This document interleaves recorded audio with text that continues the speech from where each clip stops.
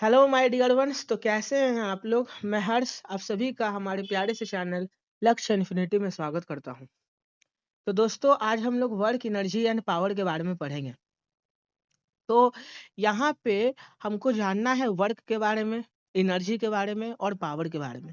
तो कोई भी चैप्टर जब हम स्टार्ट करते हैं तो सबसे पहले हमको उस चैप्टर से इंट्रोडक्शन करना पड़ता है कि वो चैप्टर क्या है, कैसे हम वो पढ़ेंगे। ठीक है, तो यहाँ पे हमको वर्क को जानना है कि वर्क क्या है, एनर्जी क्या है, वर्क और एनर्जी के बीच में डिफरेंस क्या है, और फिर हम जानेंगे कि पावर क्या होता है। तो सबसे पहली बात कि आज हम जो कुछ भी कर रहे हैं, जैसे हम आप लोगों को पढ़ा रहे हैं या हम खुद भी पढ़ रहे हैं, लिख रहे हैं, बोल रहे हैं, ये सारा कुछ वर्क है। आप जिस रूम में बैठे हुए हैं उस रूम का जो हीटर है वो चल रहा है, वो भी एक प्रकार का वर्क है। पौधा खाना बना रहा है, वो भी एक प्रकार का वर्क है। घर में मम्मी कुकिंग करती है, वो भी एक प्रकार का वर्क है। यानी हम अपने डे टू डे लाइफ में जो कुछ भी कर रहे हैं, एवरीथिंग इज, हर एक चीज वर्क है। और इन सभी कामों को करने के लिए हमें कुछ न कुछ एनर्जी चाहिए। भाई, अगर मान लिया जाए हम 10 दिन तक खाना ना खाएं, तो क्या हम इतना जो अभी तागड़ा से बोल रहे हैं, क्या बोल पाएंगे? नहीं बोल पाएंगे। तो बोलने के लिए भी हमको एनर्जी चाहिए। तो आप जो कुछ भी काम कर रहे हो, चाहे पढ़ रहे हो, उसके लिए भी एनर्जी चाहिए। ग्लूकोन डी पियेंगे तभी एनर्जी होगा, तभी खाना खाएंगे तभी वर्क होगा। बिना खाना खाए हुए वर्क नहीं होगा। जैसे गाड़ी है, तो गाड़ी के केस में क्या बिना फ्यूल के गाड़ी चल सकता है? क्या नहीं चल सकता। फ्यूल होगा तो ही गाड़ी चलेगा। तो वहां पे फ्यूल क्या है? तो फ्यूल एक प्रकार का एनर्जी का स्रोत है। और गाड़ी जब चलता है तो वो वर्क है। ठीक उसी प्रकार से हम जो खाना खाते हैं वो हमारे लिए एनर्जी है। और ये जो हम बोल बोल के पढ़ा रहे हैं, ये जो हम हाथ डुला डुला के लिख रहे हैं, हाँ, ये जो हम खेल रहे हैं, ये हमारा वर्क है। तो एनर्जी और वर्क अलग नहीं है, बस एक दूसरे का पूरक है। हमारे अंदर जो एनर्जी है वही आपका वर्क में चेंज हो जाएगा, यही वर्क के रूप में ट्रांसफॉर्म हो जाएगा। यानी कहने का अर्थ यह है कि एनर्जी जो है अमाउंट ऑफ वर्क डन के बराबर होता है। एनर्जी जो है अमाउंट ऑफ वर्क डन के बराबर होता है। हमारे पास जितना एनर्जी होगा हम उतना ही काम कर सकते हैं। भाई, जितना हमारे पास क्षमता होगा हम उतना ही कर सकते हैं। हम मान लिया जाए कि सपोज करो कि हम ग्लूकोज का एक डिब्बा लाते हैं, और उस ग्लूकोज का एक डिब्बा में एनर्जी है मान लिया जाए 1000 जूल। तो अगर हम काम करेंगे तो काम भी उतना ही कर पाएंगे, ऐसा नहीं कि उससे ज्यादा कर लेंगे।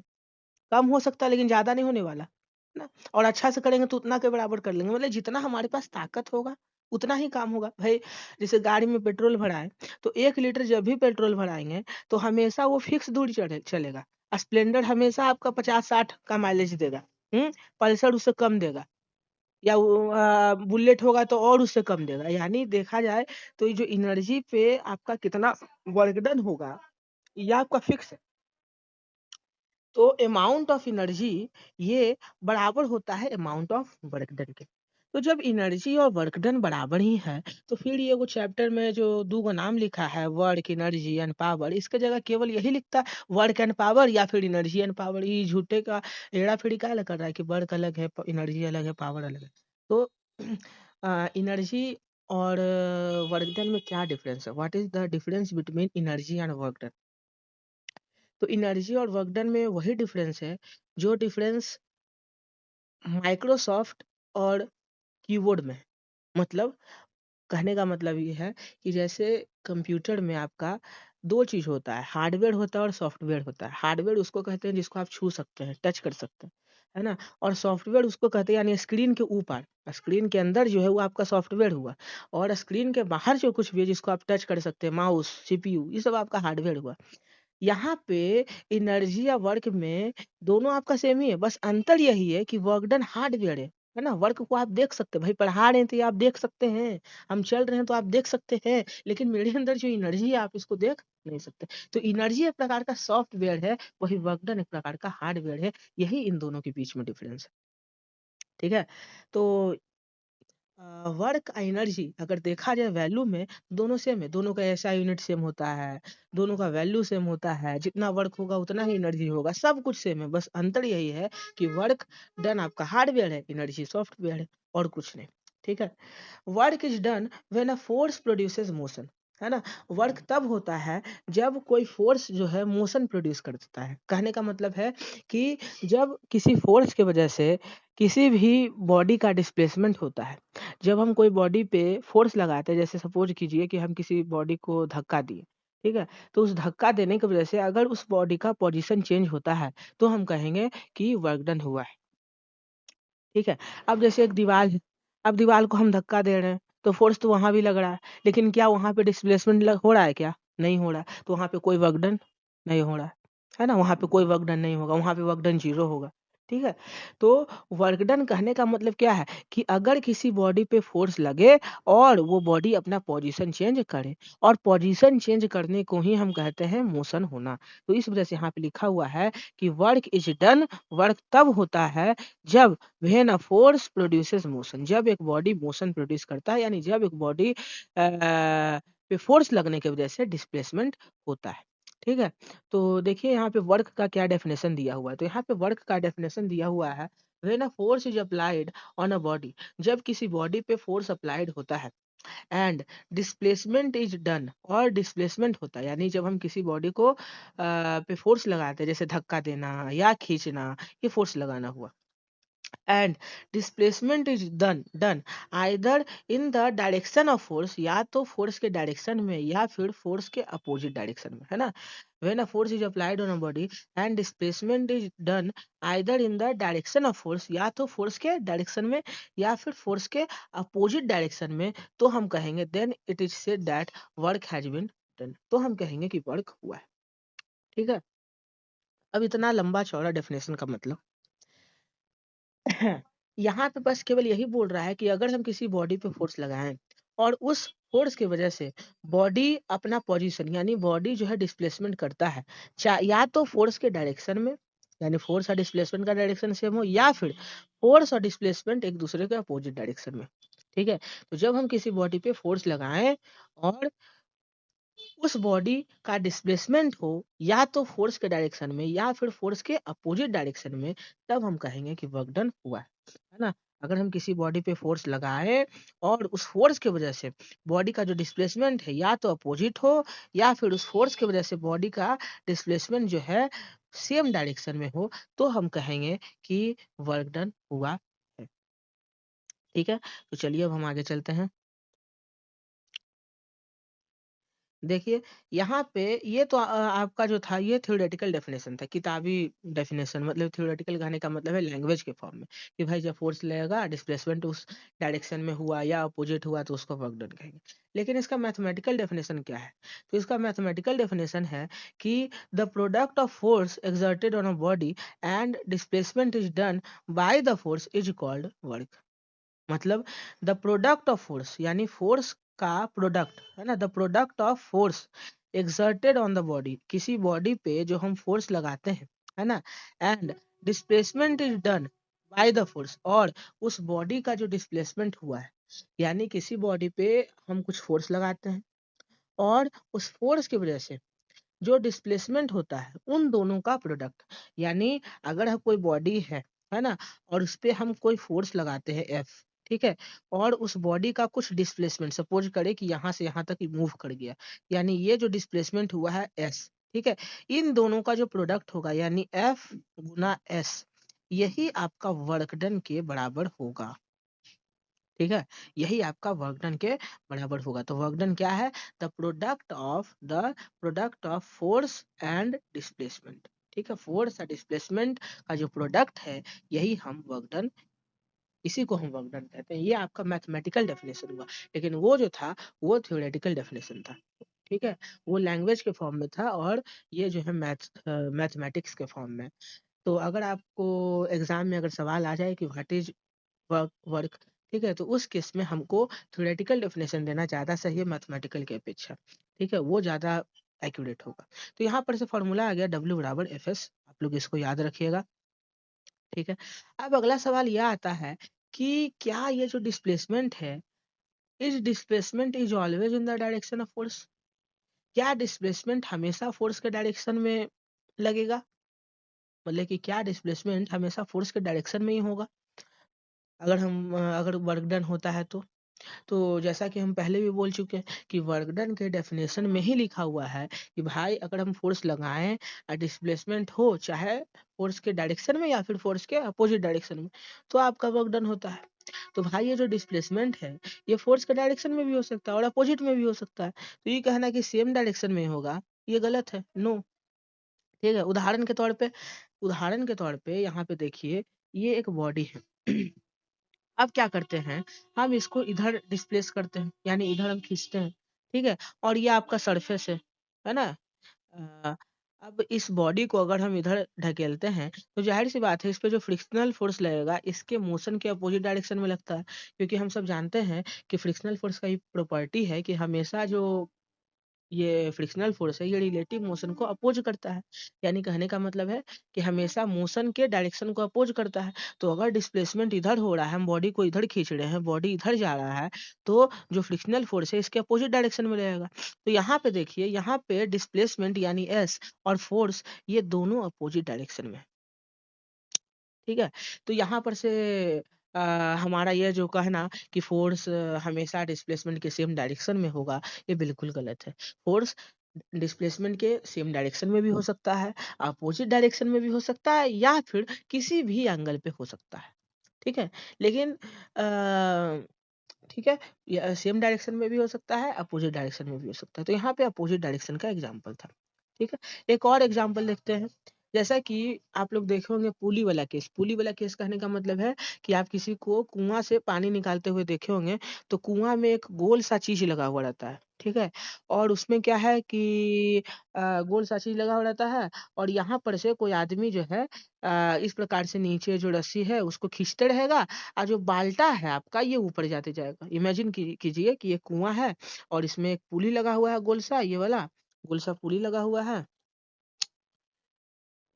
यहाँ पे इमेजिन करें कि यहाँ पे आपका एक गोल सा पुली लगा हुआ है। ठीक है, इस प्रकार से पुली रहता है। ठीक है, और सब नीचे की ओर लगाते हैं, नीचे की ओर भाई आदमी खींचता है, नीचे की ओर, नीचे की ओर खींचता है आदमी, नीचे की ओर, नीचे की ओर। और जो बाल्टा है, जो बाल्टा इससे लटका हुआ जिसमें पानी भरा हुआ है, वो ऊपर की ओर जा रहा है। तो फोर्स आपका नीचे लग रहा है, नीचे की ओर, और वही जो डिस्प्लेसमेंट है आपका वो एस यानी ऊपर की ओर हो रहा है। तो फोर्स नीचे और डिस्प्लेसमेंट ऊपर। तो यहाँ पर भी देखें तो यहाँ पर से भी हम कह सकते हैं कि फोर्स और डिस्प्लेसमेंट दोनों एक दूसरे के अपोजिट डायरेक्शन में है। ठीक है, तो फोर्स जो है सॉरी डिस्प्लेसमेंट जो है फोर्स के डायरेक्शन में भी हो सकता है, और डिस्प्लेसमेंट फोर्स के अपोजिट डायरेक्शन में भी हो सकता है। ठीक है, अब देखिए यहाँ पे जैसा कि हम पहले पढ़े, दो चीज हम जाने कि वर्क डन का दो डेफिनेशन होता है। पहला होता है थ्योरेटिकल डेफिनेशन और दूसरा होता है मैथमेटिकल डेफिनेशन, है ना।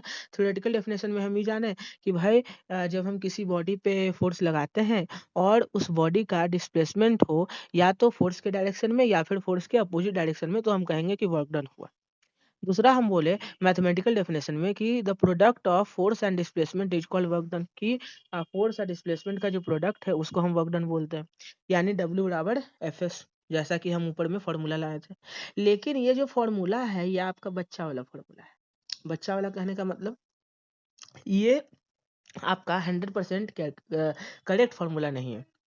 100% करेक्ट फॉर्मूला होता है W बराबर F vector dot S vector. अब डॉट मतलब क्या होता है, तो देखिए जब आप लोग 11th क्लास में जाइएगा तो यहाँ पे आप पहला दूसरा चैप्टर में ही पढ़ना होता है dot product and cross product. ठीक है, तो डॉट प्रोडक्ट जब भी होगा आपका तो हमेशा क्या होगा कि कॉस थीटा आ जाएगा। जैसे यहाँ पे अगर हम बोल रहे हैं कि W का formula F vector dot S vector है, कहने का मतलब है कि हमको क्या करना है, एफ और एस को गुना कर देना है और कॉस थीटा बैठा देना है। जैसे उदाहरण के तौर पे अगर हम बोले ए वेक्टर डॉट बी वेक्टर, कहने का मतलब क्या है कि ये जो आपका फाइनली बनेगा वो हो जाएगा ए इंटू बी कॉस थीटा। ठीक है, अगर हम बोले कि P vector dot Q vector, यानी कहने का मतलब ये है कि ये हो जाएगा पी क्यू कॉस थीटा। ठीक है, तो यहाँ पे मान लिया जाए कि सी बराबर है आपका ए वेक्टर, मान लिया जाए सी बराबर है ए वेक्टर। सी कोई वेक्टर कोई क्वांटिटी है, जैसे वर्क डन है वहां पे, वैसे यहाँ पे कोई क्वांटिटी है जो कि बराबर है ए वेक्टर डॉट बी वेक्टर के, है ना। तो इसको अगर हम कैलकुलेट करेंगे तो ये हो जाएगा ए बी कॉस थीटा। तो ये बस ध्यान रखना है कि जहां पर भी डॉट प्रोडक्ट होगा वहां पे गुना करने पे कॉस थीटा आएगा। ठीक है, तो यहाँ पे देखिए एक्यूरेट डेफिनेशन क्या है। तो एक्यूरेट डेफिनेशन यही है, फॉर्मूला यही है कि W बराबर F vector dot S vector होता है ना। अब चूंकि यहाँ पे डॉट प्रोडक्ट है, यही कारण है कि ये बराबर हो जाता है W बराबर एफ एस कॉस थीटा। ठीक है, तो वर्क डन का अगर हम एकदम करेक्ट मैथमेटिकल डेफिनेशन देखें तो वहाँ पे जो मैथमेटिकल डेफिनेशन था जो अभी हम पहले पढ़े थे वो था the product of force and displacement is called work done. लेकिन अगर हम करेक्ट मैथमेटिकल फॉर्मूला जाने तो वो क्या है भाई, तो वो यह है कि dot product of force and displacement, dot product of force and displacement is called work done. ठीक है, ये आपका करेक्ट डेफिनेशन है। थ्योरेटिकल डेफिनेशन तो आपका जो पहले वाला था वो भी 100% सही है, लेकिन जो मैथमेटिकल डेफिनेशन था वो आपका यानी ये वाला ये पूरा सही नहीं है। मैथमेटिकल डेफिनेशन में ये जो है आपका ये 100% सही है, यानी dot product of force and displacement is called work done.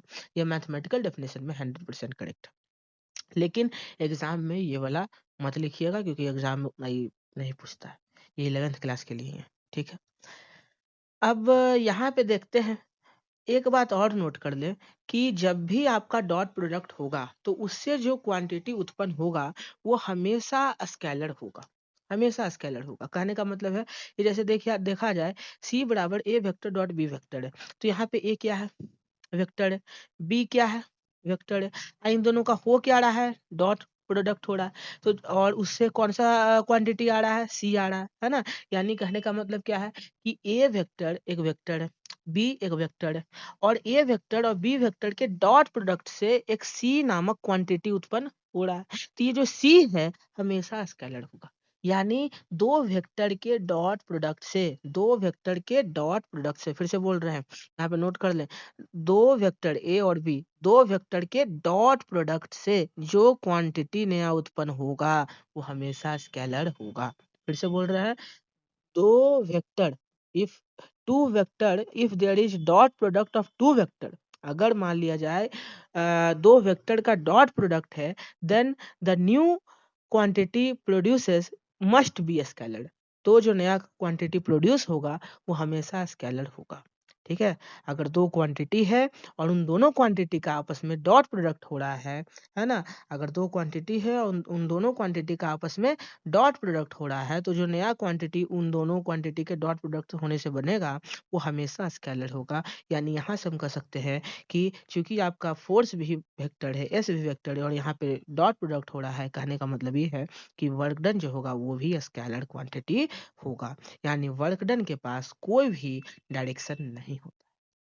तो ये सोचना कि वर्क के पास डायरेक्शन होता है, ऐसा नहीं है ना। फोर्स के पास डायरेक्शन होता है ना, डिस्प्लेसमेंट के पास डायरेक्शन होता है, लेकिन वर्क डन जो है वो कैसे बना है, फोर्स और डिस्प्लेसमेंट इन दोनों के डॉट प्रोडक्ट से, है ना। तो दो वेक्टर के डॉट प्रोडक्ट से अगर कोई भी क्वांटिटी बनता है तो वो हमेशा स्केलर होता है। यही कारण है कि वर्क डन जो है स्केलर क्वांटिटी है, यानी वर्क डन के पास कोई भी डायरेक्शन नहीं होता है। ठीक है, तो यहाँ पे देखिए dot product of any two vector produces scalar quantity, है ना, यानी work done is scalar quantity. ठीक है, अब यहाँ पे देखिए फॉर्मूला ऊपर में हम बोले कि W बराबर F vector dot S vector होता है, यानी यहाँ से फॉर्मूला आ गया W बराबर एफ एस कॉस थीटा। तो जब हम 10th क्लास में जाएंगे तो कॉस थीटा का अलग अलग वैल्यू जानेंगे। तो देखिए यहाँ पे कुछ वैल्यू यहाँ पे जानना होता है, तो यहाँ पे हम बता देते हैं कि अगर आपका थीटा का वैल्यू 0 हो तो कॉस 0 का वैल्यू 1 होता है, याद कर ले। अगर थीटा का वैल्यू 0 होगा तो कॉस 0 1 होगा। अगर थीटा का वैल्यू 180 होगा तो कॉस 180 का वैल्यू -1 होगा। थीटा का वैल्यू 0, कॉस 0 1, थीटा का वैल्यू 180, कॉस 180 -1, थीटा का वैल्यू 90, कॉस 90 0। ठीक है, और कॉस 0 यानी कहने का मतलब है कॉस का जो वैल्यू 1 है ये मैक्सिमम वैल्यू है इसका, और कॉस 180 यानी थीटा बराबर 180 पे जो कॉस 180 का -1 वैल्यू आता है ये मिनिमम वैल्यू। यानी कॉस का मैक्सिमम वैल्यू कितना होता है 1, कॉस का मिनिमम वैल्यू कितना होता है -1। तो यहाँ पे आपको क्या क्या याद रखना है, यहाँ पे कॉस के केस में आपको केवल यही याद रखना है कि cos 0 is equal to cos 0 is equal to 1, cos 0 is equal to 1, है ना। Cos 180 is equal to -1, cos 90 is equal to 0, ठीक है। और कॉस का मैक्सिमम वैल्यू 1, कॉस का मिनिमम वैल्यू -1, बस इतना याद रखना और कुछ नहीं, ठीक है। तो देखिए अब हम क्या करते हैं कि W बराबर, चूंकि यहाँ पे एफ एस कॉस थीटा था, तो यहाँ से हमको समझ में क्या आता है कि ये जो वर्क डन है आपका, ये तीन चीज पे डिपेंड करेगा।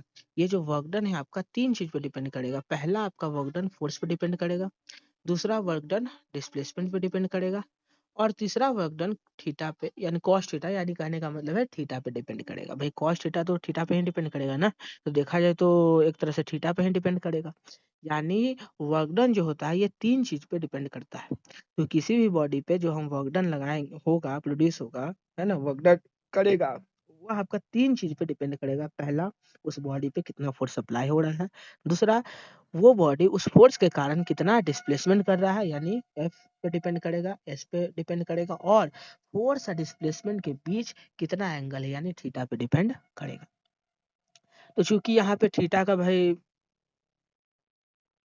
बात हो रहा है, तो थीटा के बारे में तो जानना पड़ेगा कि किस थीटा पे वर्क डन का वैल्यू क्या होता है, किस प्रकार से बदलता है, किस प्रकार से चेंज करता है, तो अब हम वही जानेंगे। तो चलिए चलते हैं। तो देखिए यहाँ पे बोला जा रहा है कि थीटा का वैल्यू अगर जीरो, तो थीटा का वैल्यू जीरो हो तो, थीटा का वैल्यू 90 हो तो, थीटा का वैल्यू 180 हो तो, है ना। तो डब्ल्यू का फॉर्मूला क्या होता है, डब्ल्यू का फॉर्मूला होता है एफ एस कॉस थीटा। तो यहाँ पे क्या हो जाएगा, डब्ल्यू बराबर एफ एस कॉस जीरो। यहाँ पे हो जाएगा डब्ल्यू बराबर एफ एस कॉस 90। यहाँ पे हो जाएगा डब्ल्यू बराबर एफ एस कॉस 180। देख लीजिए, थीटा जीरो था तो यहाँ पे कॉस जीरो हो गया, 90 था तो यहाँ पे कॉस 90, यहाँ पे 180 था तो यहाँ पे क्या हो गया, cos 180, ठीक है। अच्छा, cos जीरो का वैल्यू क्या होता है, 1 होता है, तो डब्ल्यू डॉट क्या आ गया, एफ एस आ गया। अच्छा, cos 90 का वैल्यू क्या होता है, जीरो होता है, तो जीरो किसी से भी मल्टीप्लाई होगा, जैसे एफ एस इंटू जीरो, तो जीरो ही हो जाएगा। यानी थीटा बराबर 90 हो तो वर्क डन का वैल्यू जीरो होगा, ठीक है। और यहाँ पे cos 180 का वैल्यू क्या होता है, माइनस एफ एस, यानी -1, यानी माइनस एफ एस, यानी डब्ल्यू बराबर माइनस एफ एस, ठीक है। अच्छा, यानी यहाँ से क्या समझ में आता है, यानी यहाँ समझ में आता है कि अगर आपका थीटा का वैल्यू जीरो होगा तो डब्ल्यू बराबर एफ एस होगा, थीटा का वैल्यू 90 होगा तो डब्ल्यू जीरो होगा, थीटा का वैल्यू 180 होगा तो डब्ल्यू माइनस एफ एस होगा। साथ ही साथ हम ये भी जानते हैं कि भैया आपका ये जो कॉस 180 है ना, कॉस 180 है, यानी थीटा बराबर 180 पे जो कॉस का वैल्यू होता है, यानी कॉस 180, वो -1 होता है, और ये वैल्यू मिनिमम होता है। तो जब आप यहाँ पे मिनिमम वैल्यू पुट कर रहे हैं तो जाहिर सी बात है जो वर्क डन आएगा वो भी आपका क्या होगा, मिनिमम ही होगा, ठीक है। अच्छा, यहाँ पे देखिए थीटा बराबर जीरो है, और हम सब जानते हैं कि थीटा बराबर जीरो पे कॉस थीटा का कॉस जीरो का जो वैल्यू है वो मैक्सिमम होता है, जो कि 1 होता है ना। तो यहाँ पे जब हम कॉस जीरो का वैल्यू पुट करेंगे, यानी 1 पुट करेंगे, तो यानी मैक्सिमम वैल्यू पुट करेंगे यहाँ पे, यानी है ना, ये मैक्सिमम वैल्यू है, तो इसको जब पुट करेंगे तो जो वर्क डन आएगा वो भी मैक्सिमम आएगा। यानी यहाँ समझ में क्या आ रहा है कि जब थीटा बराबर जीरो होगा तो वर्क डन क्या होगा, डब्ल्यू बराबर एफ एस, और वो वर्क डन मैक्सिमम होगा। जब थीटा बराबर 180 होगा तो जो वर्क डन होगा वो माइनस एफ एस होगा, और ये मिनिमम होगा, ठीक है। तो जब थीटा का वैल्यू जब थीटा का वैल्यू जीरो होगा तो डब्ल्यू बराबर एफ एस होगा और ये मैक्सिमम होगा। थीटा का वैल्यू 180 होगा, डब्ल्यू माइनस एफ एस होगा और ये मिनिमम होगा। थीटा 90 होगा तो वर्क डन जीरो होगा। फिगर से समझ लेते हैं, थीटा कहने का मतलब क्या है, थीटा जीरो कहने का मतलब है जिधर जॉन डायरेक्शन में फोर्स होगा वही डायरेक्शन में डिस्प्लेसमेंट होगा। थीटा 180 कहने का मतलब क्या है, जॉन डायरेक्शन में फोर्स होगा उसके अपोजिट डायरेक्शन में डिस्प्लेसमेंट होगा, है ना। थीटा 90 कहने का मतलब क्या है कि फोर्स और डिस्प्लेसमेंट एक दूसरे के परपेंडिकुलर होगा, ठीक है। तो इसको एक बार रिकैप कर लेते हैं कि क्या-क्या अब तक जाने, तो देखते हैं। देखिए यहाँ पे पहला केस है कि अगर फोर्स और डिस्प्लेसमेंट सेम डायरेक्शन में हो, यानी थीटा जीरो हो, तो कॉस थीटा बराबर कॉस जीरो का वैल्यू 1, और 1 ये मैक्सिमम वैल्यू होता है, तो डब्ल्यू बराबर एफ एस, ये भी जो आएगा मैक्सिमम होगा। तो वर्क डन का मैक्सिमम वैल्यू एफ एस होगा, ठीक है। अब देखिए यहाँ पे फोर्स और डिस्प्लेसमेंट अपोजिट डायरेक्शन में है, तो थीटा कितना है 180, और कॉस थीटा बराबर -1 होता है ना, और ये -1 मिनिमम वैल्यू इसका होता है, यानी डब्ल्यू बराबर क्या होगा, माइनस एफ एस, यानी ये minimum value of work done होगा, ठीक है। और जब थीटा बराबर 90 होगा तो कॉस 90 का वैल्यू होता है जीरो, यानी वर्क डन जीरो। और 90 केस में ऐसा फिगर होगा, यानी फोर्स और डिस्प्लेसमेंट एक दूसरे के परपेंडिकुलर होगा। ठीक है? तो यहाँ हम इन सभी बातों को थोड़ा शब्दों में लपेट देते हैं। तो देखिए यहाँ पे क्या बोला जा रहा है कि force and displacement are in the same direction, then the work done is maximum. अगर आपका फोर्स और डिस्प्लेसमेंट सेम डायरेक्शन में है तो जो वर्क डन होगा वो मैक्सिमम होगा, और डब्ल्यू मैक्स का वैल्यू होता है W max is equal to F S. और दूसरा है कि force and displacement are in the opposite direction. अगर फोर्स और डिस्प्लेसमेंट आपस में अपोजिट डायरेक्शन में है तो जो वर्क डन होगा वो मिनिमम होगा, और उस वर्क डन मिनिमम का वैल्यू होगा डब्ल्यू मिनिमम बराबर माइनस एफ एस। और तीसरा केस है कि अगर फोर्स और डिस्प्लेसमेंट एक दूसरे के परपेंडिकुलर होगा, डिस्प्लेसमेंट ऐसे फोर्स ऐसे, या कहें डिस्प्लेसमेंट ऐसे है ना फोर्स ऐसे, तो जो वर्क डन होगा वो आपका कितना होगा, जीरो होगा। ठीक है, जो वर्क डन होगा वो जीरो होगा। तो आज हम बस यही जाने कि फोर्स क्या होता है, सॉरी वर्क वर्क का क्या होता है, एनर्जी क्या होता है, वर्क और एनर्जी में डिफरेंस क्या होता है, कि वर्क आपका हार्डवेयर है, एनर्जी सॉफ्टवेयर है। वर्क का मतलब होता है कि अगर फोर्स लगे और फोर्स लगने की वजह से डिस्प्लेसमेंट हो तो हम कहेंगे कि वर्क डन हुआ है ना। साथ ही साथ हम जाने कि वर्क डन का फॉर्मूला, एक्यूरेट फार्मूला जो होता है एफ एस कॉस थीटा होता है ना। वर्क डन एक स्केलर क्वांटिटी है, लेकिन अभी के लिए हमको W dot F S Singh किताब में दिया हुआ है, तो यही हमको लिखना है एग्जाम में। साथ ही साथ हम जाने कि वर्क डन जो है तीन चीज पे डिपेंड करता है, फोर्स पे, डिस्प्लेसमेंट पे और थीटा पे। जब थीटा जीरो होगा तो वर्क मैक्सिमम होगा और उसका वैल्यू एफ एस होगा। जब थीटा 180 होगा तो वर्क डन मिनिमम होगा, उसका वैल्यू माइनस एफ एस होगा। और जब थीटा 90 होगा तो वर्क डन जीरो होगा। तो बस आज के लिए यहीं तक, और पढ़ाई करते रहिए। All the very best. धन्यवाद।